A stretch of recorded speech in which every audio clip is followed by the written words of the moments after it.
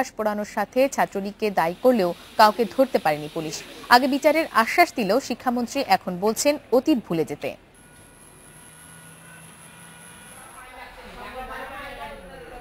আবার আগের রূপ ফিরে পেয়েছে ছাত্রাবাসটি, কিন্তু তাতে মনের ক্ষোভ মেটেনি ছাত্র শিক্ষকদের।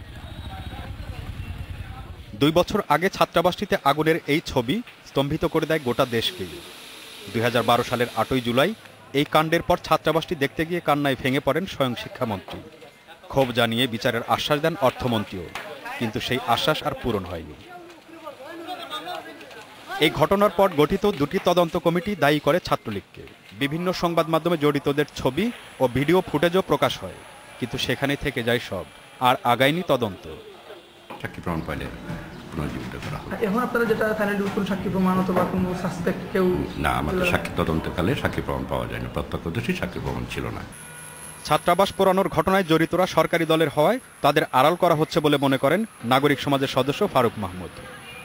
এই যে কথাবার্তাগুলো এখন বলা হচ্ছে সরকার থেকে, বিশেষ করে শিক্ষামন্ত্রী, মানুষ তো এগুলাকে বলে যে এইসব কথাবার্তা হলো এক ধরনের একটা বন্ডামি হিসাবে মানুষ শনাক্ত করে। আমরা আশা করব সুশাসন প্রতিষ্ঠার জন্য ওনারা যেন কার্যকরভাবে পদক্ষেপ নিয়ে কাজটা করে প্রমাণ করতে পারেন যে দেশে আইনের শাসন আছে। মঙ্গলবার ছাত্রাবাসটি উদ্বোধন করতে এসে প্রশ্নের মুখে পড়েন শিক্ষামন্ত্রীও।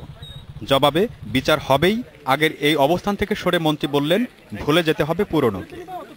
আমরা পিছন দিকে তাকাবার সময় নেই, সামনে তাকাতে হবে। দুনিয়া এগিয়ে যাচ্ছে, আমাদের নতুন প্রজন্ম যেন সামনে যেতে পারে, তার জন্য যা যা করা দরকার আমরা করছি। আর যারা পিছনে রাখতে চাইবে, যারা এই ধরনের সন্ত্রাসী কার্যক্রম করবে, তারা আইনের আওতায় এসে তাদের যা প্রাপ্য তা সাজা হোক, আর যেটা প্রাপ্য তারা পাবে।